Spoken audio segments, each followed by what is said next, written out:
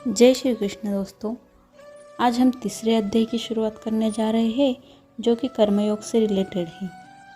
तीसरे अध्याय के श्लोक 1 से लेकर श्लोक 8 तक हम ज्ञान योग और कर्मयोग के अनुसार अनासक्त भाव से नियत कर्म करने की आवश्यकता का वर्णन देखेंगे। दोस्तों, तीसरे अध्याय की शुरुआत भी अर्जुन के सवालों से ही होती है। यहाँ अर्जुन श्री कृष्ण से पूछ रहे हैं।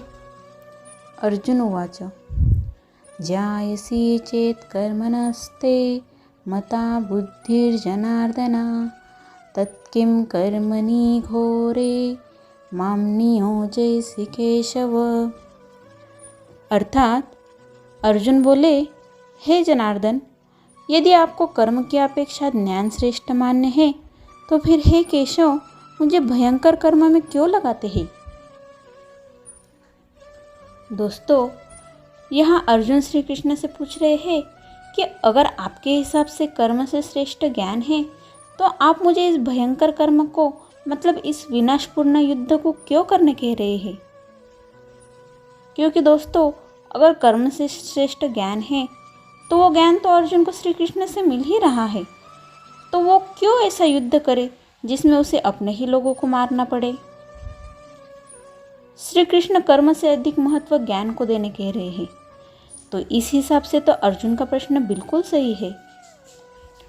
आगे अर्जुन पूछते हैं श्री कृष्ण से, व्यामिश्रेणेव वाक्येन बुद्धिं मोह्यसीव मे तदेकं वद निश्चित्य येन श्रेयोऽहमन् पुण्यम्।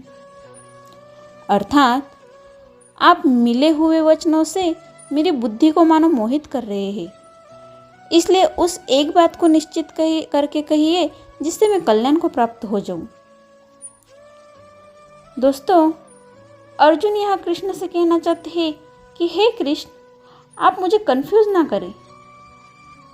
दोस्तों, अर्जुन को बात समझने के बजाय यह अर्जुन बातों में उलझता ही जा रहा है। वो कह रहा है कि प्रभु, मेरी दुविधा को दूर करके कोई एक रास्ता मुझे बताए कि जिस पे चल के मेरा कल्याण हो सके।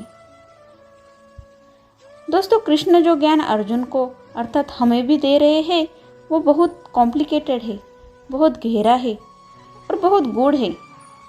जो अर्जुन को समझ नहीं आ रहा है तो उसमें हम तो क्या ही चीज़ है। बट डोंट वरी फ्रेंड्स, मैं हूँ ना, मैं आपको बिल्कुल आसान भाषा में बताऊंगी। बस आप उसके लिए मेरा चैनल भक्ति विद पूनम को सब्सक्राइब कर लीजिए और वीडियो को शेयर कर दीजिए ताकि गीता का संपूर्ण ज्ञान आपको ऐसे ही आसान भाषा में मिलता रहे। मिलते हैं कल सुबह नए वीडियो में नए श्लोक के साथ। तब तक के लिए राधे राधे।